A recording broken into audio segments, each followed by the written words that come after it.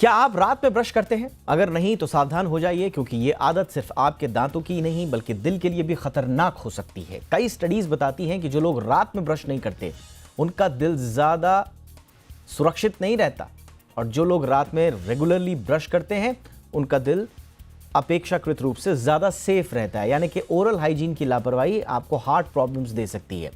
तो क्या टूथब्रश की एक छोटी सी आदत आपके दिल को बचा सकती है? इसका दिल से कितना गहरा नाता है, आज हम करेंगे इसी पर चर्चा। मेरा नाम है दीपक डोभाल, आप देख रहे हैं आपकी खबर आपका फायदा। पहले देखिए ये रिपोर्ट, समझिए आपके दांतों का दिल से क्या नाता है, फिर लौटेंगे देश के चोटी के जानकारों के साथ और समझेंगे इस पूरे मसले को।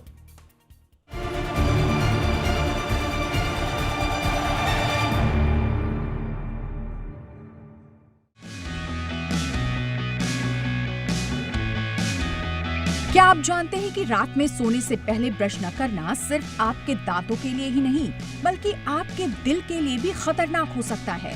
जी हाँ, हाल ही में हुए कई अंतर्राष्ट्रीय शोधों में ये खुलासा हुआ है कि खराब ओरल हाइजीन का सीधा संबंध दिल की बीमारियों से जुड़ा है। दुनिया भर के वैज्ञानिक और डॉक्टर्स लगातार इस ओर जागरूक कर रहे हैं कि रोज सुबह और रात में ब्रश करना न केवल आपके मसूड़ों बल्कि आपके दिल की धड़कनों को भी सुरक्षित रख सकता है। रिसर्च बताती है कि रात में ब्रश न करने से केवल कैविटी का खतरा ही नहीं होता बल्कि ये आपके हार्ट को भी प्रभावित कर सकता है। ब्रश न करने से मसूड़ों में बैक्टीरिया पनपते हैं जो धीरे धीरे खून की नसों में प्रवेश कर जाते हैं। यह स्थिति शरीर में सूजन को बढ़ावा देती है, जिससे समय के साथ दिल की धमनियों में प्लाक जमने लगता है। इससे हार्ट डिजीज और यहाँ तक कि हार्ट फेल्योर का खतरा भी बढ़ जाता है। डॉक्टर्स के मुताबिक मसूड़ों की बीमारी के कारण मुंह में मौजूद बैक्टीरिया खून में मिल जाते हैं, जिससे सूजन बढ़ती है और ये दिल की सेहत पर बुरा असर डालता है। दांतों की सफाई नहीं होने के कारण होने वाली मसूड़ों की बीमारियां जैसे पेरियोडोंटाइटिस दिल की बीमारी का खतरा 50% तक बढ़ा देती है। जो लोग नियमित रूप से रात में ब्रश करते हैं और समय समय पर डेंटिस्ट से सफाई करवाते हैं, उनमें हार्ट डिजीज का जोखिम काफी कम पाया गया है।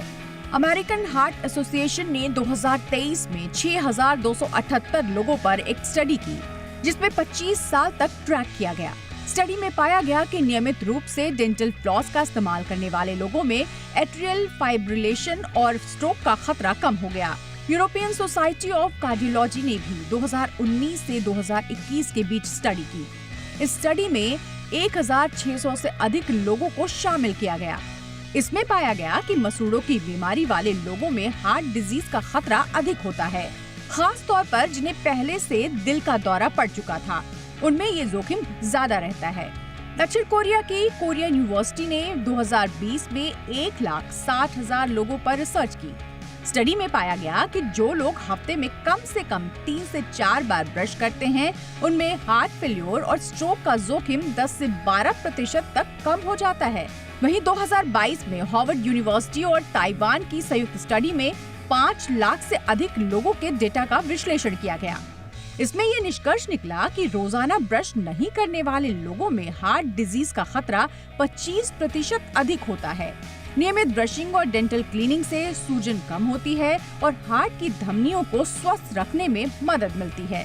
अगर आप दांतों के साथ दिल को सुरक्षित रखना चाहते हैं तो रोजाना रात में ब्रश करना ना भूलें। दिन में कम से कम 2 बार ब्रश करें। डेंटल फ्लॉस का नियमित इस्तेमाल करें और हर 6 महीने में डेंटल चेकअप कराएं। शुगर और एसिडिक फूड से बचें, क्योंकि ये दांतों को नुकसान पहुंचाते हैं और बैक्टीरिया को बढ़ावा देते हैं। क्योंकि ब्रश करने से आपकी मुस्कान ही नहीं बल्कि आपका दिल भी सुरक्षित रहता है। इसीलिए रोजाना ब्रश करना ना भूलें। साथ ही रात में ब्रश जरूर करें, क्योंकि छोटी सी लापरवाही आपके दिल के लिए भारी पड़ सकती है। ब्यूरो रिपोर्ट, जी मीडिया।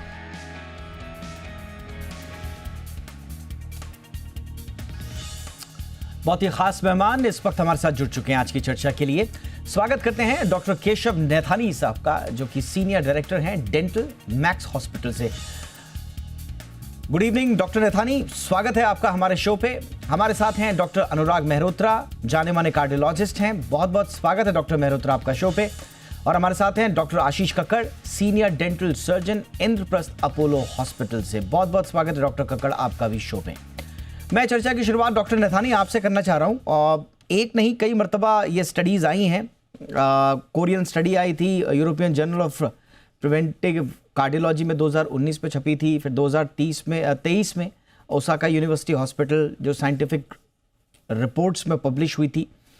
ये सब के सब एक तरफ सजेस्ट करती हैं कि नाइट ब्रशिंग कैसे आपके कार्डियोवैस्कुलर हेल्थ से जुड़ी हुई है। थोड़ा सा इसको ब्रेक डाउन करके हमारे दर्शकों को समझाएं सर कि दिन में जो 2 बार ब्रश नहीं करते और ख़ासतौर से रात में ब्रश नहीं कर रहे हैं, वो कैसे अपने दिल को जोखिम में डाल रहे हैं। ये दिल का रास्ता दांतों से होकर कैसे जा रहा है सर? सर ये दिल का रास्ता आपकी ओरल कैविटी माउथ से जाता है। जैसे कि कहते हैं कि oral health a window to our overall health. तो दांतों में जब नाइट में जो हम अगर ब्रशिंग नहीं करते हैं तो एक लंबा सा गैप लगभग 8 से 9 घंटे का जो गैप होता है, उसमें जो भी माउथ में जो बैक्टीरिया होते हैं, स्पेशली स्ट्रेप्टोकोकस म्यूटान्स और streptococcus aureus, they lead to a disease called infective endocarditis. Endocarditis जो है ये इन्फेक्शन है inner lining of heart chambers और walls which is called endocardium. Doctor Mehrotra हमारे साथ हैं, सर इसको ज़्यादा अच्छी तरह से एक्सप्लेन करेंगे। लेकिन इट मोस्ट हैपन्स ये तब होती है जब जर्म्स हमारे एक part like the oral cavity से स्प्रेड होकर के ब्लड के थ्रू और ब्लड स्ट्रीम्स के थ्रू कुछ हमारे हार्ट के जो एरियाज़ हैं वहाँ जा कर के अटैच हो जाते हैं। And infection of the endocardium leads to the infective endocarditis. और ये जो इन्फेक्शन है एंडोकार्डियम का वो बहुत ही रेयर है, लेकिन जब होता है तो इट इज़ वेरी फैटल। तो इसीलिए जब वो बेसिक प्रोसीजर जब हम अपने डेंटल क्लिनिक या हॉस्पिटल्स में करते हैं तो पेशेंट को एडवाइस करते हैं कि सिंपल स्केलिंग और क्यूरेटा जो बेसिक गम क्लीनिंग है उसको हम एंटीबायोटिक कवरेज के अंडर ही करें। नंबर 2, रिसर्च आजकल ये भी सजेस्ट करते हैं कि बहुत सारे कार्डियोवैस्कुलर जो डिजीज़ेस हैं जैसे क्लॉग्ड आर्टरी, हमारे एथेरोस्क्लेरोसिस हार्ट का ब्लॉक होना या stroke, they may be link to the inflammation and infection of the oral germs they can cause. तो नाइट में जब हम ब्रशिंग करते हैं, माउथ वॉश करते हैं, तो बैक्टीरिया की मल्टीप्लिकेशन नहीं हो पाती है एंड आपके हार्ट की डिजीज़ होने के चांसेस बहुत कम हो जाएंगे। अब डॉक्टर मेहरोत्रा के पास चलते हैं। डॉक्टर मेहरोत्रा, जो डॉक्टर नथानी ने कहा एंडोकार्डाइटिस का जिन्होंने जो बात किया ये एक नोन रिस्क फैक्टर है फॉर पुअर हाइजीन जो है वो नोन फैक्टर है इन्फेक्टिव एंडोकार्डाइटिस का, जो कि एक जितना मैं समझ पा रहा हूँ, जितना स्टडी मैंने किया, एक संभवतः एक हार्ट वॉल्व इन्फेक्शन है। बट ये कैसे एसोसिएटेड है सर, थोड़ा सा इसको बताएं। पुअर जो ओरल हाइजीन है वो कैसे इससे एसोसिएटेड है? मैं आपको बहुत नंबर दूँ कि आपको हेल्थ के ऊपर 360 व्यू लेते हो, हर चीज का क्या इंटरलेशन है उसके ऊपर आप अपने शोज रखते हो, really beneficial for public at large. Thank you sir. बात आज ओरल हेल्थ और हार्ट की चल रही है, तो ओरल हेल्थ और हार्ट का डायरेक्ट कोरिलेशन है। That correlation is in 3 forms. अभी जैसे नथानी साहब कह रहे थे कि infective endocarditis, it is not very common condition, जिनमें वेल्व की कुछ प्रॉब्लम होती है, they are prone to have infective endocarditis during dental procedure. तो प्रिकॉशंस के लिए जैसे नथानी साहब ने बताया कि एंटीबायोटिक लेते हैं, but it is not a very common situation. Other thing which has been seen कि जो कुछ बैक्टीरिया जो खासतौर से जो है पेरियोडोंटाइटिस या जिंजिवाइटिस जो इन्फ्लेमेशन होती है कॉज करते हैं, इट हैज बीन सीन कि वो डायरेक्टली हार्ट पे भी इफेक्ट कर सकते हैं। इट हैज बीन सीन कि जो एथेरोस्क्लेरोटिक प्लेक है उनके कुछ रेमिनेंट्स वहाँ मिले हैं, बट इट इज एसोसिएशन कि हुआ नहीं हुआ ऐसा हो सकता है वो। सेकेंड थिंग इज बॉडी का इम्यून रिस्पॉन्स, इस तरह के इन्फेक्शंस होते हैं, वो immune response can damage the arteries of both heart and brain या उससे रिलेटेड जो और एक्टिविटी हो, जिससे बोथ हार्ट की प्रॉब्लम और स्ट्रोक होने की संभावना बढ़ जाती है। Third most important thing is about oral hygiene is the risk factors which are associated with the heart, like smoking, like tobacco use. Tobacco substances in many form India अपने आप में एक अलग कंट्री है इस चीज़ के लिए। कितने तरीके का तम्बाकू लोग खाते हैं। सिगरेट स्मोकिंग है, बीड़ी स्मोकिंग है, लेकिन तमाम चूने का तंबाकू और ये जो तंबाकू मसाले के साथ होता है, पान के साथ होता है, और बहुत तरीके की चीजें हैं। तो they are the real problem. वो हाइजीन के इशू भी हैं और they directly damage the heart itself. They make a person prone to develop heart disease. अभी Right. डिफरेंट स्टडीज की बात हो रही थी। हम्म। Largest study to this date was in 18, which studied more than 1 million persons, in which almost 65,000 cardiac events were noted.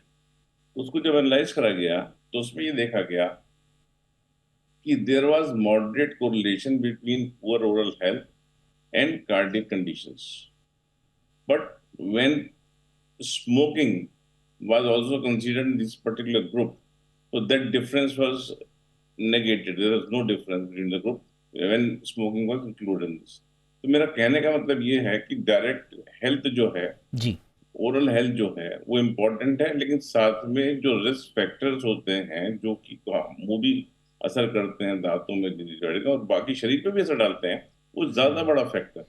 अभी जैसे नारायण साहब कह भी रहे थे कि वो ओरल, बिल्कुल सर, मुझे लगता है कि ये आपने बहुत इंपॉर्टेंट एंगल डाला कि एक तो ओरल हाइजीन का इशू, उसका ध्यान रखना, और ऊपर से अगर आपकी इस तरह की सेडेंटरी लाइफस्टाइल है या फिर आप अल्कोहलिक हैं या स्मोक करते हैं, तो तब तो आप समझ लीजिए कि और ज़्यादा रिस्क कैटेगरी में है।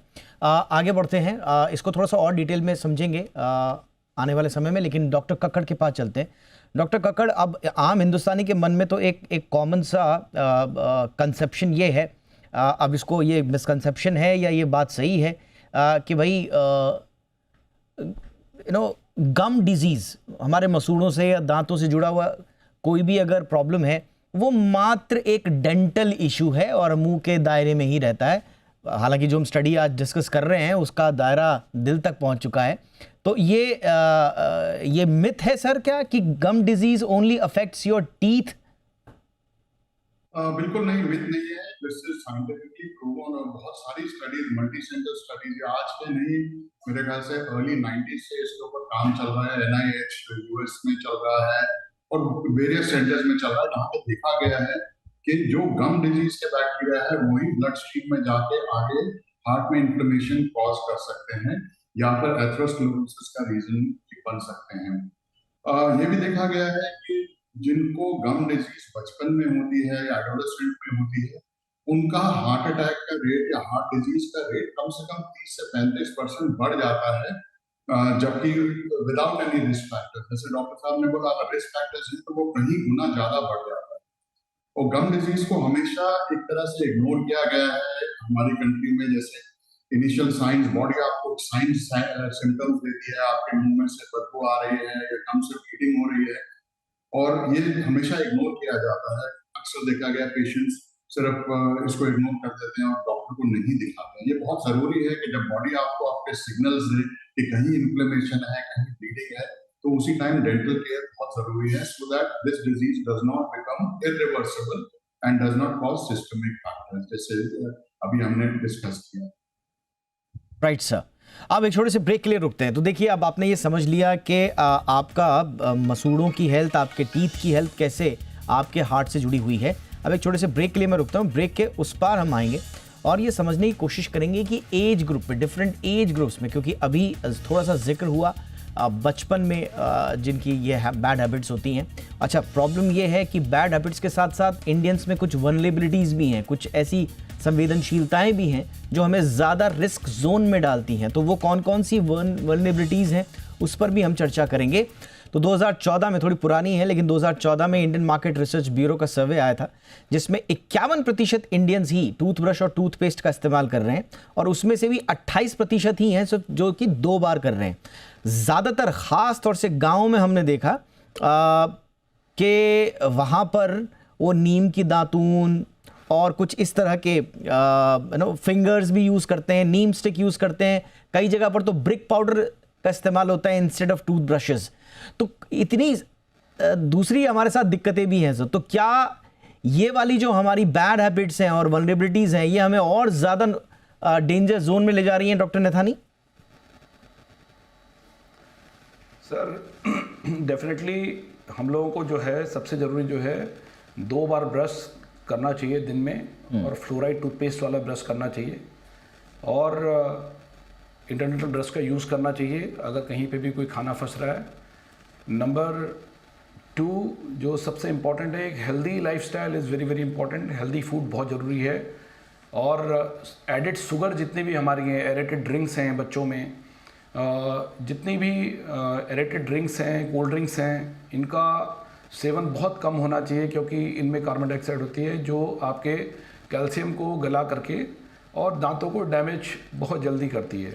इनिशियल स्टेज में ही हर 6 महीने में कम से कम एक डेंटिस्ट को ज़रूर दिखाना चाहिए, डेंटल क्लिनिक में विजिट करना चाहिए, क्योंकि इनिशियल स्टेज में जो गम डिजीजेस होती हैं उसको हम जिंजिवाइटिस कहते हैं। उस टाइम पे गम्स हमारे इन्फ्लेम्ड होते हैं, गम से ब्लीडिंग होती है, स्वेलिंग होती है। उसी टाइम पे अगर उसको एड्रेस कर दिया जाता है तो डिजीज प्रोग्रेस नहीं करती। अच्छा डॉक्टर नथानी, मैं थोड़ा सा बच्चों की बात यहाँ पर ज़रूर करना चाहूँगा, क्योंकि बहुत सारे अभिभावकों का ये प्रश्न हमारे को भी आ रहा है कि बच्चों में जो ब्रश नहीं करने की और ख़ासतौर से दिन में 2 बार ब्रश नहीं करने की आदत होती है, क्या वो उनके लिए आगे चल करके जब वो बड़े हो जाएंगे तो कोई बड़ा ख़तरा उनके लिए बनती है?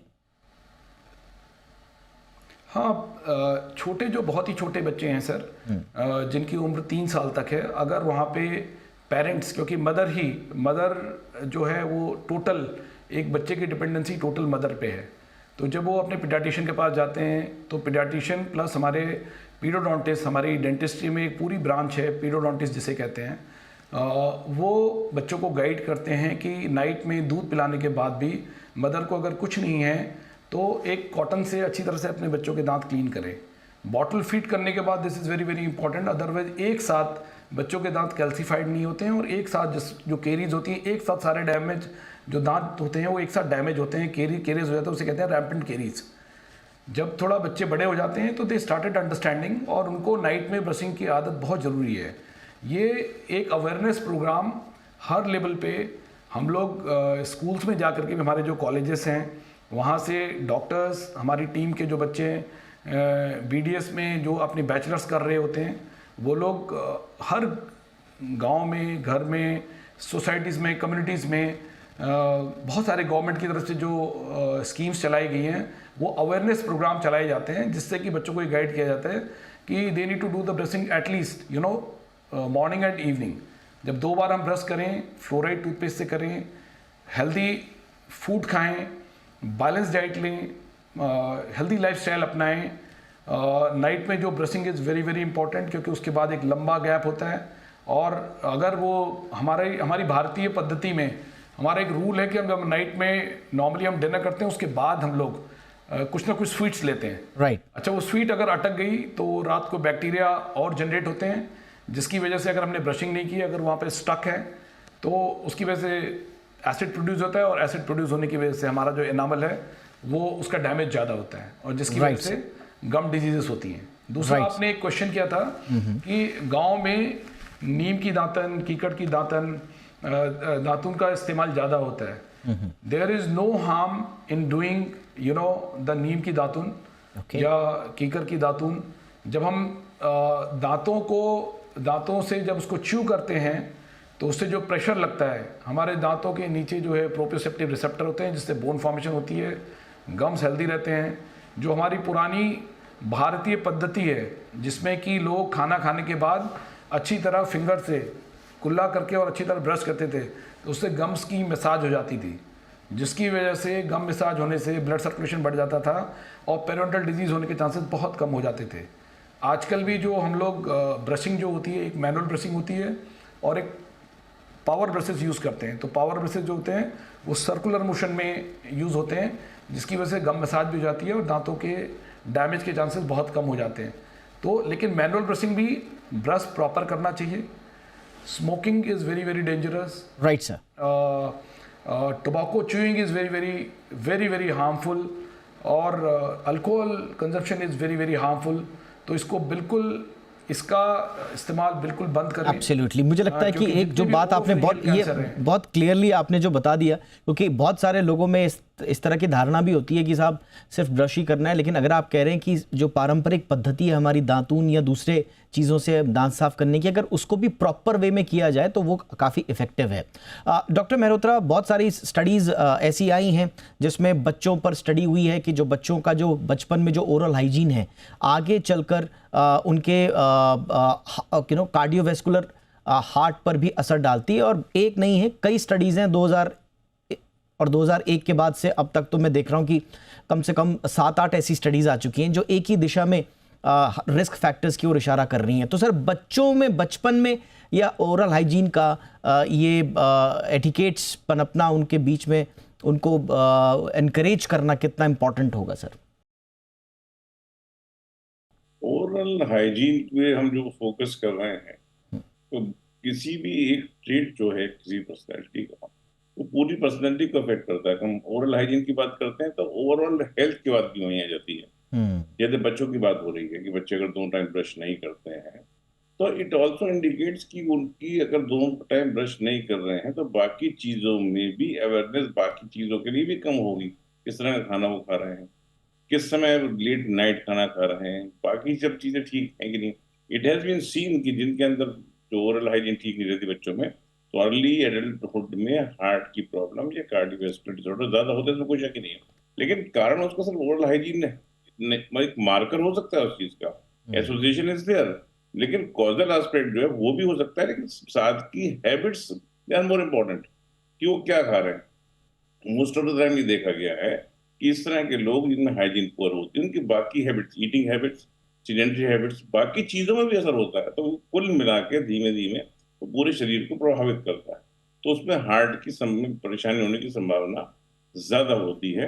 जो डायरेक्ट वाली बात रहती है इन्फेक्शन वाली बात थी, एक वो बैक्टीरिया इसमें जिंजिवाइटिस के लिए होता है, क्या